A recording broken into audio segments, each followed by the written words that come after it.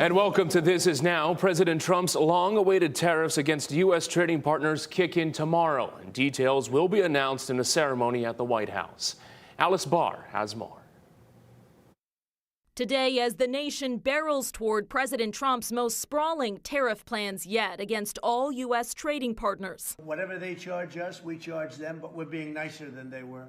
Businesses across the country worry how taxing their imported materials and ingredients will drive up prices for American consumers. From car dealerships, we are already bumping into affordability issues with the cost of interest rates right now. To distilleries. We as a manufacturer, there's a lot of times where you have products that you can't really get in America. And bridal shops. Some designers have already sent us tariff costs, and some have decided to hold off. Amid the uncertainty, elections in 2 states today could offer a glimpse of public opinion on the president's agenda so far. In Wisconsin, Trump advisor Elon Musk has poured millions into a state Supreme Court race. He's buying it. He's trying to buy the election. That could lead to redrawing the key battlegrounds' congressional maps. There are other races, that might be swayed by what we decide here too. So we need to keep fighting. While in Florida, special elections decide who fills 2 congressional seats left vacant by Trump appointees, with Republicans eager to protect their razor-thin House majority. Some are voicing concerns over the Trump trade war's economic impact. It should be a level playing field. But I think in the end, a trade war doesn't help anybody. The White House short on details so far about how much each country will be taxed in this newest round and on which products, promising answers in a Rose Garden event tomorrow. In Washington, Alice Barr, NBC News.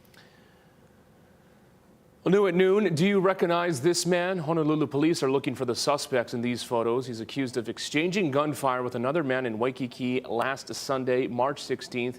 Near the intersection of Kalakaua Avenue and Royal Hawaiian Avenue. He's described as skinny, wearing a black long-sleeve hoodie, black pants with white stripes, and black shoes. If you have any information, contact police at the number on your screen.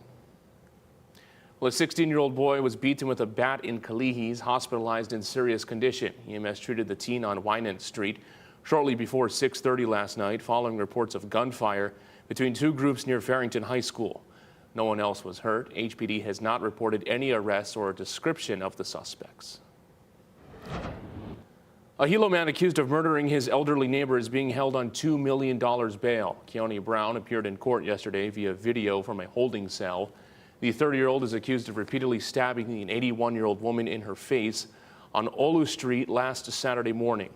Brown is charged with second-degree murder as well as terroristic threatening because another neighbor says he also threatened to attack her. It's unclear what triggered the violence. Yeah, it's a very quiet street. Not really anything bad happens here. Everybody's pretty quiet with the things they do. So for something like this to happen over here, it's you would never think it would happen at all. We don't have any, documented history of any, previous altercations between them. And what made this day different is pretty much a mystery. Police have not released the victim's name. Brown is expected to enter a plea on Wednesday. Attempted murder suspect Gerhard Koenig tried to hide his face from our camera as he was rebooked on indictment charges at the Sheriff's Division in Kaka'ako yesterday. The Maui anesthesiologist is accused of trying to push his wife off of a cliff near the Pali Lookout during her birthday trip 1 week ago. She said he tried to inject her with a syringe filled with an unknown liquid and then repeatedly bashed her with a rock before another hiker came to intervene. Koenig's wife said he was fueled by jealousy after accusing her of having an affair. He's due back in court next Monday. On Hawaii Island, 2 people were cited and another was arrested for picking opihi along the Ali'i Drive shoreline in Kailua Kona Saturday. DLNR officers cited 54-year-old Theodore Benedicto and 47-year-old Tracy Benedicto, both of Pahoa, after they were found with 144 undersized opihi. They are due in court May 15th. Now, in a separate incident, DLNR officers responded to the same area and cited 60-year-old James Kanuha of Kailua Kona. He was found with 156 undersized opihi. Kanuha was arrested after officers discovered he had a bench warrant for contempt of court for failing to appear on a previous opihi-related case from 2023. Kanuha posted a $250 bail. and was released. A part of town known for homeless shelters and auto body shops is about to change forever. The city says notices went out on Monday informing property owners that their land is needed for rail development. Eddie Dowd has new reaction. The city says the properties it wants to acquire here in Iwilei are all commercial and wants to redevelop the area to include more than 2,000 housing units by the time the rail gets into town. This is the future of Ka'a'ahi Street. The Ku'ili Skyline Station is expected to open in 6 years. To prepare, the city is already working on plans to transform what it calls the underutilized commercial and industrial neighborhood into a dynamic, mixed-use, walkable community. Not only housing, retail, government services, institutional services, educational services. The city says about 75% of the 17 acres in this area are already owned by the city or the state. The city most recently bought the first Hawaiian Bank property on North King Street for $8.4 million and the giant Iwilei Center for $50 million. Soon, the city will be offering market value to buy other nearby properties. Assessors will be going door to door to conduct appraisals. We want to work with them cooperatively. We want to give them the time to relocate. We want to provide them with relocation assistance. Officials say negotiations will likely take years, and using eminent domain to take properties is their last resort. And in those cases, owners would get at least 90 days notice. Workers in the area we talked to are just finding out. Well, it's disturbing and appalling to say the least. You know, it's our first time hearing it at the end of a workday from a news reporter that these changes are supposed to be made. The area city council member is expecting to get more complaints from longtime business owners, but trusts the process. I think we learned the lessons of Kaka'ako. This can't be an area for, mainland speculators, outside buyers. This is an area that we really need to make sure local people can afford if we're going to build housing, the local businesses can take root. No one is being asked to leave yet. The city says property assessments will take a few weeks, then buyout offers will begin. It's not all going to happen tomorrow. We're trying to get out of the ground by 2028. Meantime, a master plan is being designed not only for housing and shops, but new pedestrian pathways, bike lanes, and street networks. The city is also requesting proposals from developers. That deadline is April 30th. Eddie Dowd, Hawaii News Now. Traces of PFAS have been detected in water well samples at a treatment facility of the Waipahu Ewa Waianae water system. This system serves the west side of Oahu from Ewa Beach to Makaha, including Kapolei, Nanakuli, and Waianae. Detection of PFAS was found in samples that were collected from November 2024 to February 2025. The Board of Water Supply has notified the Department of Health. We'll continue to monitor this and bring you the latest on air and online. Governor Green has withdrawn 2 of his appointments for the Moloka'i Burial Council, which has been unable to meet for months due to a lack of membership. Right now, 22 iwi kupuna cases remain open, one of which is 3 decades old.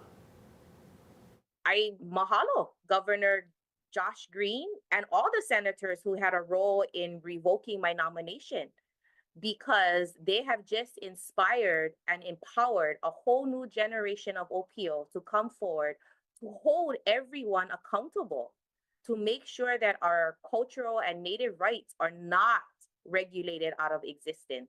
We need to fill these positions, but again, there's so many moving parts that I'm not going to question the governor. The governor has his reasons, and he's looking at a bigger picture, so I'm not sure what the overall is, but I trust the governor's opinion. The boards and commission manager said the withdrawal was due to unforeseen circumstances. And as it was explained to us, confirmation by the Senate would have been difficult. Governor Green's office said there is another nominee, but referred H&N to the Senate for answers on his withdrawal. Well, happening now, Kilauea is bursting once again. Look at that. Episode 16 started just before 11 last night. This is a live look at Hale Ma'uma'u crater. You can see high fountaining from the south vent, which really started picking up around 10 this morning, seemingly getting higher and higher. The eruption is now back on after being paused since Wednesday.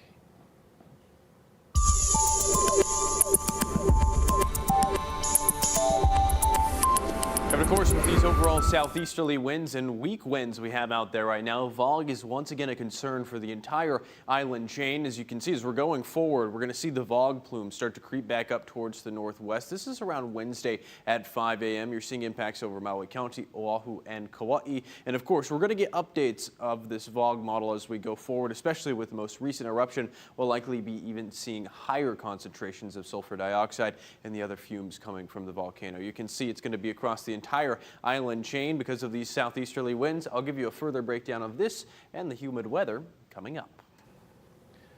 Sounds good, Drew. Thank you very much.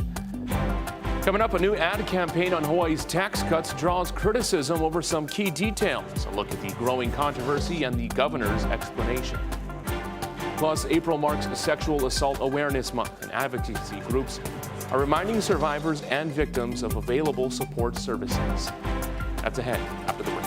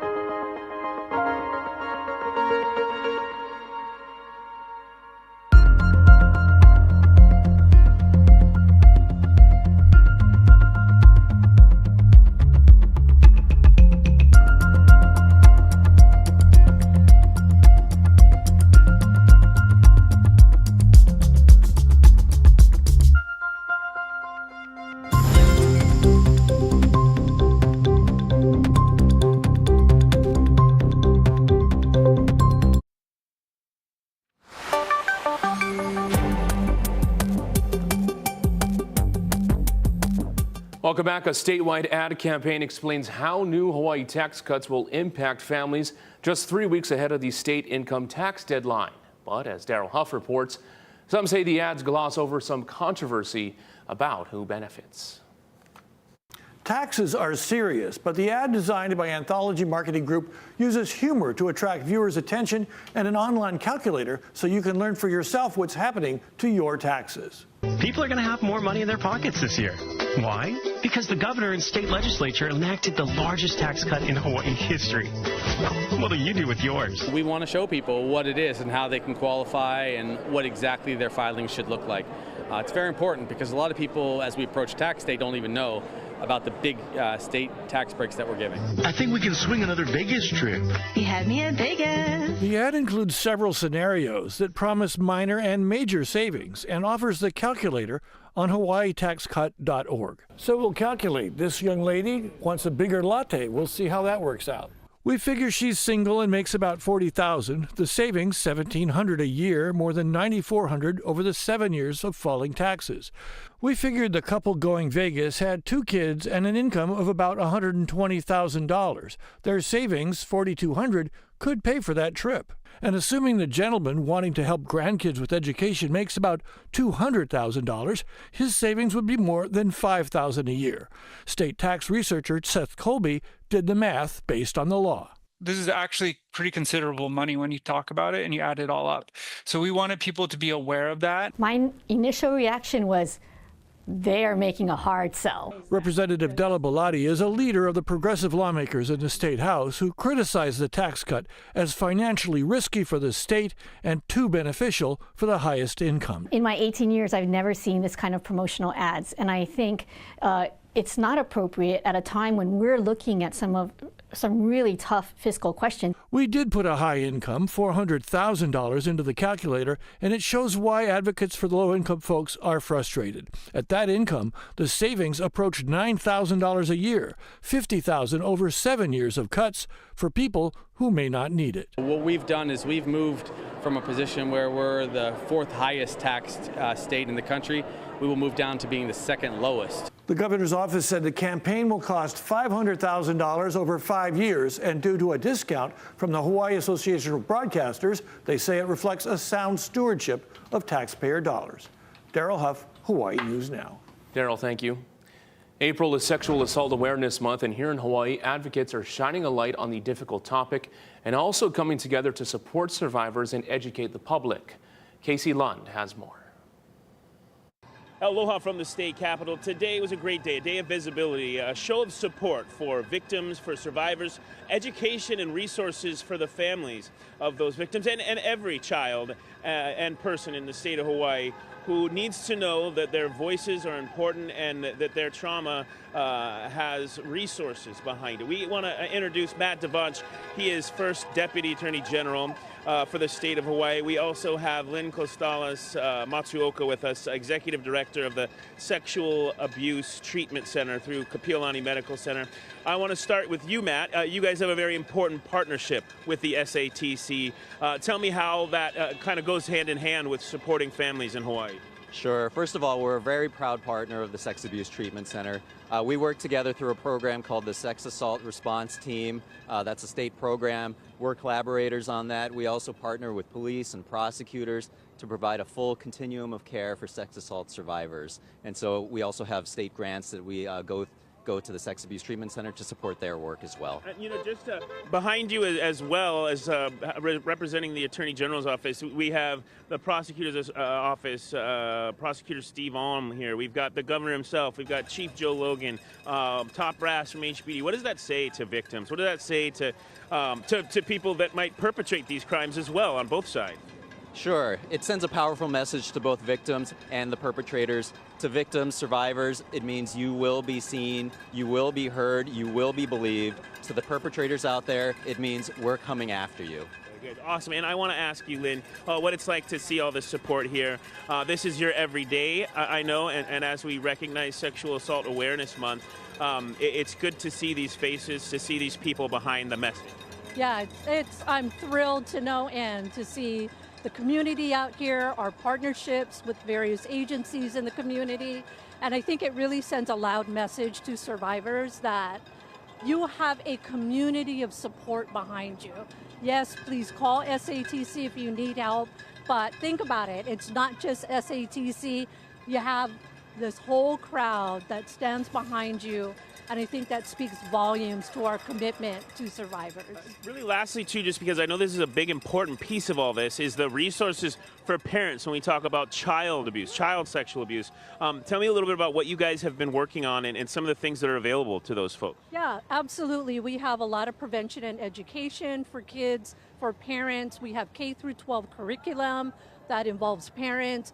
You know, the conversation has to start at home, so we want to give parents conversation tools so they can start talking about it with their kids, because that ultimately is what's going to keep kids safe, is that we as a community have to support those in the house as well. Very good. I want to thank you, Lynn and Matt, both for the work that you do, for being here today. Again, the number for the Sexual Abuse Treatment Center on your screen right now, a 24-hour hotline that's available to folks that need it. And again, we have their information, their website at hawaiinewsnow.com.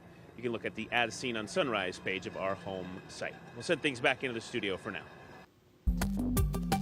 Thanks, Casey. Stick around. Coming up after the break, I'll give you a look at our first alert forecast. Foggy skies and Kona winds continue into the next several days.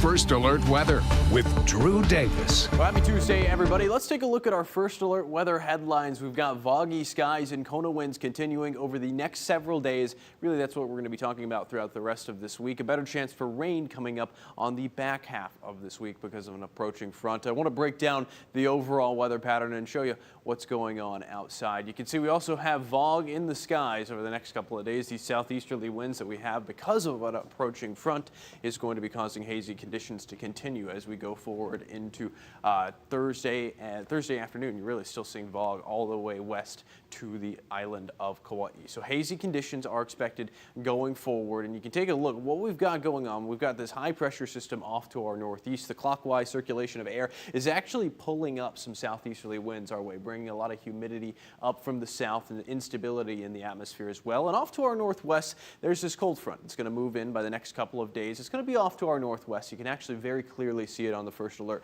radar and satellite, increasing the chances for rain on Kauai and Oahu throughout Wednesday and Thursday. This is going to get closer to us on the back half of this week, really going into this weekend. It's going to stall over the western end of the state. Rain's going to linger through the weekend. We'll also see the return of breezy trade winds this weekend, and it's desperately needed because it's been humid with these Kona winds over the past, what feels like a past couple of weeks. Some lingering leeward rainfall is also possible due to the lingering instability. Let's go through your island by island forecast for Wednesday. Over on Kauai, scattered showers, widespread haze. You'll notice that's a common theme across the entire island chain. Spotty showers over on Maui County. Some southerly winds could be a little bit variable at times.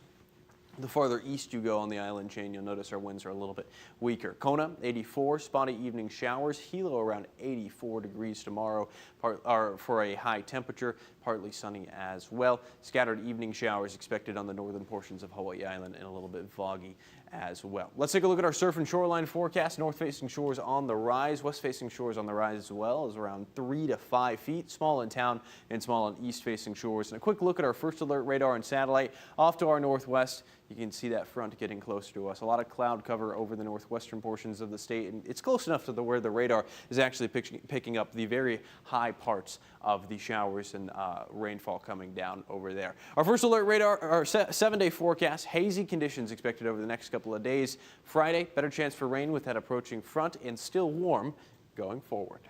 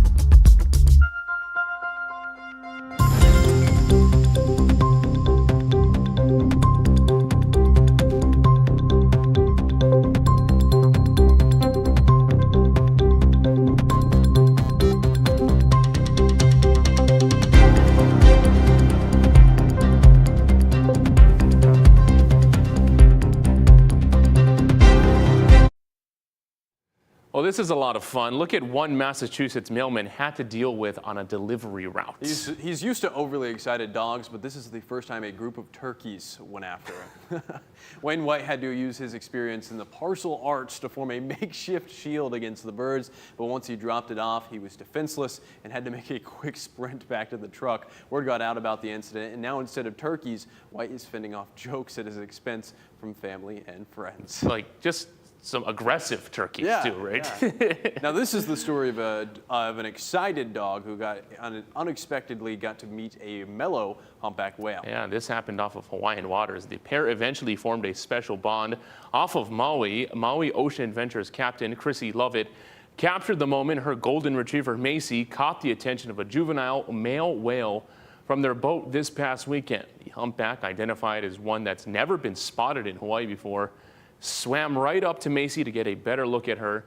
Lovett tells us Macy has been her co-captain for 11 years and has been on hundreds of whale watches, but has never had an encounter quite like this. Wow. I'm sure both of the animals are like, what is that? Right. What is that? Like, okay, I'm going to take off and I'll see you in a few months again. We'll meet at the same spot, right? This is a shot we have to get to. Let's go back to Kilauea because episode 16 is underway. A live look at Halemaumau where the fountaining is in full effect. And this has been absolutely wonderful to watch, especially with last week's episode where we're seeing fountaining up to 1,000 feet. Of course, we are still monitoring for fog. Make sure to check back with us often for the first alert fog forecast. See you again, first at 4. Mahalo for tuning in.